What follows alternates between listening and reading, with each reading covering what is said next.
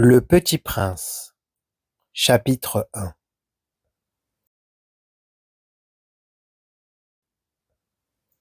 Lorsque j'avais 6 ans, j'ai vu, une fois, une magnifique image dans un livre sur la forêt vierge qui s'appelait Histoire vécue. Cela représentait un serpent boa qui avalait un fauve. Voilà la copie du dessin. On disait dans le livre, les serpents boa avalent leur proie tout entière, sans la mâcher. Ensuite, ils ne peuvent plus bouger et ils dorment pendant les 6 mois de leur digestion.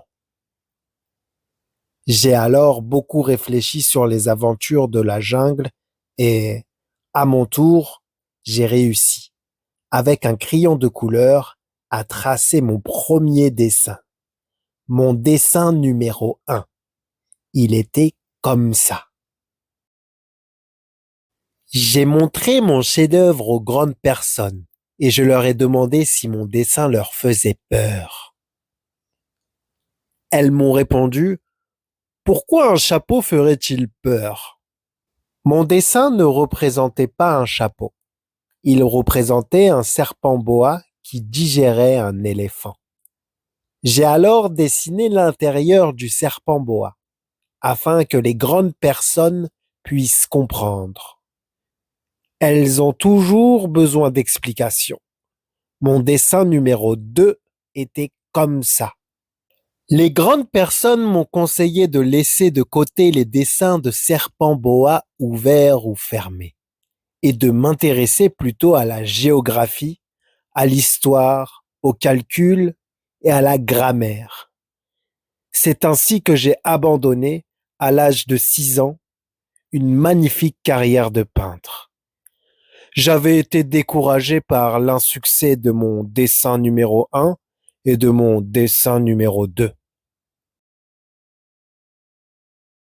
Les grandes personnes ne comprennent jamais rien toutes seules, et c'est fatigant pour les enfants de toujours et toujours leur donner des explications.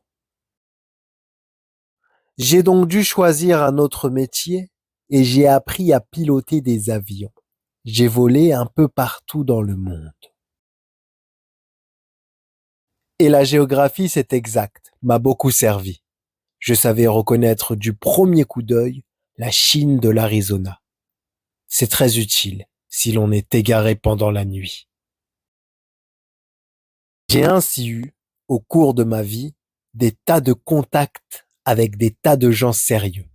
J'ai beaucoup vécu chez les grandes personnes, je les ai vus de très près. Ça n'a pas trop amélioré mon opinion. Quand j'en rencontrais une qui me paraissait un peu lucide, je faisais l'expérience sur elle de mon dessin numéro 1 que j'ai toujours conservé. Je voulais savoir si elle était vraiment compréhensive. Mais toujours elle me répondait: c'est un chapeau. Alors je ne lui parlais ni de serpent boa, ni de forêt vierge, ni d'étoiles. Je me mettais à sa portée. Je lui parlais de bridge, de golf, de politique et de cravate. Et la grande personne était bien contente de connaître un homme aussi raisonnable.